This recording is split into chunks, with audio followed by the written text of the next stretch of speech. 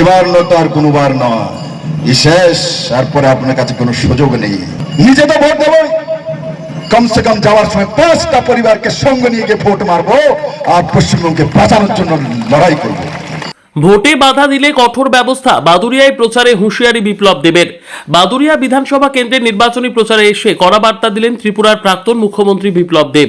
BJP প্রার্থী সুকৃতি কুমার সরকারের সমর্থনে সভা করতে এসে তিনি বলেন, বাংলায় পরিবর্তন হবেই, কেউ যদি ভোট দিতে বাধা দেয় বা গুন্ডামি করে তার বিরুদ্ধে কঠোর ব্যবস্থা নেওয়া হবে। এমন কাজের শেষ পরিণতি খুবই খারাপ হবে। তিনি আরও দাবি করেন, গণতান্ত্রিক পরিবেশ বজায় রাখতে এবং সাধারণ মানুষের ভোটাধিকার নিশ্চিত করতে বিজেপি প্রতিশ্রুতিবদ্ধ। ভোটারদের উদ্দেশ্যে তিনি বলেন, নির্ভয়ে ভোট দিতে হবে এবং কোনো রকম ভয় দেখানো বা বাধা দেওয়ার চেষ্টা বরদাস্ত করা হবে না। বিপ্লব দেবের এই মন্তব্য ঘিরে রাজনৈতিক মহলে শুরু হয়েছে জোর চর্চা। এবার কোথায় যাবে রে বাবা? ধমকানি, গুন্ডামি, এ দিয়ে পশ্চিমবঙ্গের মানুষকে রোখা যায় না, ধমকিয়ে গন্ডিয়ে রোখা যায় না।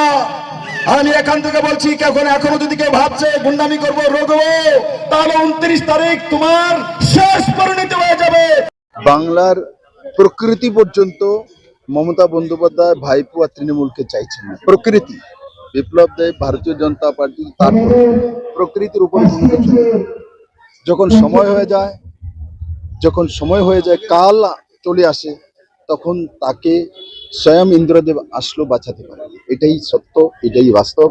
পশ্চিমবঙ্গের মানুষের যত রকমের অন্যায় অবিচার উনি করেছেন, তার প্রতিশোধ মানুষ এই ইলেকশনে নেবে।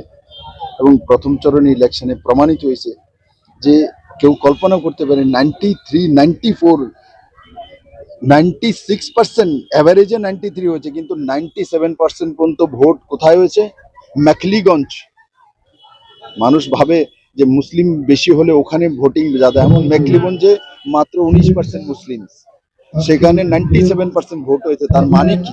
তার মানে মানুষ মুক্তি চাইতে ঘর থেকে বেরিয়েছে, আর প্রতিশোধ নিতে চাইতে। ইভিএম মেশিনের মাধ্যমে করবে, তলবার নিয়ে তো করবে না।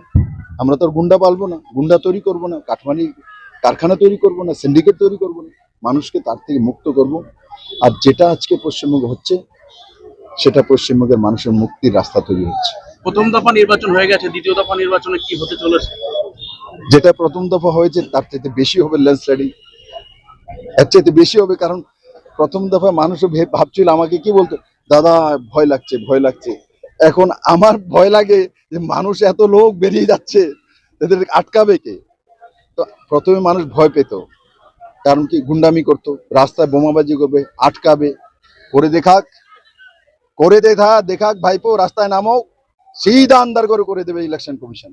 তার জন্য এবার মানুষের জিত হবে, এবং পশ্চিমবঙ্গের মানুষের যে ভবিষ্যৎ, সেই ভবিষ্যৎ নির্মাণের ইলেকশন।